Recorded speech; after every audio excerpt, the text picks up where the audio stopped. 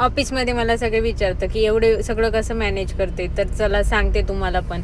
तर नमस्कार मंडळी, स्वागत आहे तुमचं माझ्या नवीन व्हिडिओमध्ये. तर आज मी बनवणार होते पालक. ऑफिसवरून येतानाच पालक घेऊन आले होते आणि लगेच त्याला स्वच्छ धुवून आणि निसून घेतलं आणि लगेच कापून घेतलं आणि शिजायला ठेवून दिला आणि लगेचच भाकरी करायला लागले. तर भाकरी करता करता मला तुम्हाला सांगायला आवडेल की माझ्या एनर्जी लेवलचं सिक्रेट.